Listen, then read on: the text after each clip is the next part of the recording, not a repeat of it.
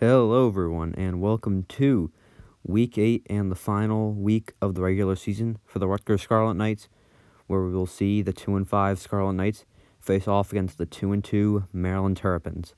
Let's get into it. Now we will start off with the Scarlet Knights, who are coming off a 23-7 loss to Penn State. This season, Rutgers is averaging 217 yards through the air and 128 on the ground. And on defense, they are allowing 242 passing yards per game and 185 rushing yards per game. Their turnover differential on the season is a solid 0. They have 11 sacks this season and have allowed 11 sacks. Now let's go on to Maryland, who is coming off a bye week because of COVID last week. And the week before that, they're coming off a 27-11 loss to Indiana. They are throwing for 265 yards and 132 rushing yards per game. And on defense, they are allowing 214 passing yards and 229 rushing yards. Their turnover differential is -5. They have 8 sacks in the season, but 7 of those came in the Penn State game. And they have allowed 9 sacks this season. Okay, now let's get into some big keys for the game this week for Rutgers to win. First big thing is Rutgers is going to need to force a lot of turnovers.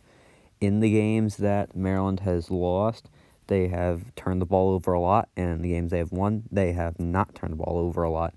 And mainly those turnovers are Tagovailoa interceptions. In both their losses, I believe he threw for 3 picks in each game. And the games they have won, he has not thrown 3 picks. So that's one big thing. And the second is they have to get the rushing game going. They really have to get their offense going. Maryland has 1 sack outside the Penn State game, and I'm not expecting to see that Penn State D-line like they had in that game. And they're allowing about 230 rushing yards per game. So they're really going to want to control the ground game. That is Maryland's weakness on defense. And now let's get into worst case, best case scenario, what I think is going to happen in the game. I think worst case scenario for Rutgers is Maryland comes out blazing. They are throwing it. Tagovailoa looks great like he did in the Minnesota and Penn State game. And their offense comes out guns blazing. And the rushing game that Rutgers has not been able to get going in the past few weeks continues to not get going. And they can't get anything going on offense. And it's a blowout win for Maryland. Now, best case scenario for Rutgers is Tagovailoa looks like he did in the Northwestern game and the Indiana game. He throws a lot of picks, and they can't get anything going. And Pacheco is a very dominant day, gets a lot of rushing yards. They can't get any pressure on Vedral, and that leads to a lot of big plays with Melton and Shameen Jones. And Rutgers wins by double digits, 2 score, something around that. Now to what I think will actually happen. In a lot of the major statistics, Maryland is leading them. They are a 2-2 team compared to a 2-5 Rutgers team. They are coming off only 1 bye week. If it was 2 bye weeks, I would think it'd be a little different. Maybe they get rusty, but after only 1, it's basically like a bye week last year or in a normal year, and I think that's going to help them. And in both times I've predicted Rutgers to win in these predictions, they've actually lost, so not trying to jinx them.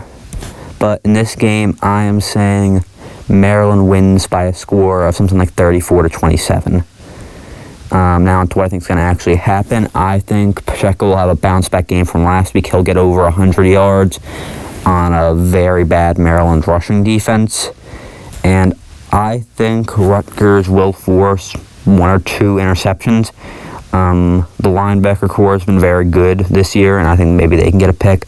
I can see one of the linebackers getting a pick, and I can see definitely safety Brendan White getting a pick on a deep downfield shot from Tagovailoa. So yeah, that are my predictions for Rutgers versus Maryland Week 8, and I will likely see you next week when we see who Rutgers is going to play in that Big Ten championship style thing where they play the equivalent team in the other division. I'm assuming it's going to be Nebraska, but I'm not sure. So yeah, I will see you next week, and hopefully Rutgers then beats Maryland this Saturday in football, and Rutgers beats Maryland in basketball on Monday. Adios.